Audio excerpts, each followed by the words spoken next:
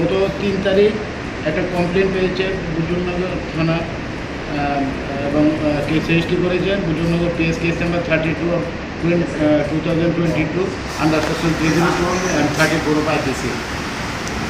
এবং এই এফআইআর পাওয়ার পরে পুলিশ প্রথম রোহিত শর্মাকে অ্যারেস্ট করেছে 3 তারিখ এবং 4 তারিখ রোহিত সিনহাকে অ্যারেস্ট করেছেন 3 তারিখ এবং 4 তারিখ প্রডিউস করেছেন আদালতে 7 দিনের পুলিশ রিমান্ড চেয়ে, এবং তাকে ফার্দার আবার পুলিশ রিমান্ড চেয়েছে 7 দিনের পর আবার পুলিশ রিমান্ড চেয়েছিল, এবং পরবর্তী সময়ে 9 তারিখ থেকে আজকে পর্যন্ত পুলিশ রিমান্ড দেওয়া হয়েছিল। এবং পরবর্তী সময়ে আরও 3 জন 21 পার্সনকে অ্যারেস্ট করে পুলিশ কাস্টডিতে পাঠানো হয়। পুলিশ কাস্টডি শেষ হয় 9 তারিখ থেকে আবার জুডিশিয়াল কাস্টডিতে আজকে পর্যন্ত ছিল। আজকে police on the basis of the interrogation আরেকজন 21 দীপ্তি দেববর্মা, যিনি নাকি অ্যাবসকন্ডিং 21 পার্সন বাবুল দেববর্মার ওয়াইফ, তাকে আজকে পুলিশ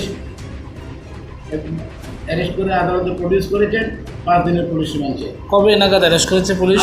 আজকে সকাল মানে 11/7/2022 সকাল 10টা 5 মিনিটে। ওনার নাম দীপ্তি দেববর্মা আর ওনার হাজব্যান্ড এবং ওনার স্বামী বাবুল দেববর্মা, যিনি এফআইআর নিয়ে মেকুইট এবং বর্তমানে এক্সপন্ডিং আছে। কয়দিনের পুলিশ রিমান্ড চাইছে? 5 দিনের পুলিশ রিমান্ড চেয়েছেন। এখনও তো অর্ডার করা হয়েছে? এখনও আদালত অর্ডার জারি নয়। এই কেসে টোটাল কতজন অ্যারেস্ট হয়েছে এখন? এই কেসে এখন পর্যন্ত 5 জন অ্যারেস্ট হয়েছে। আপনার নামটা? দিলীপ দেবনাথ, 32।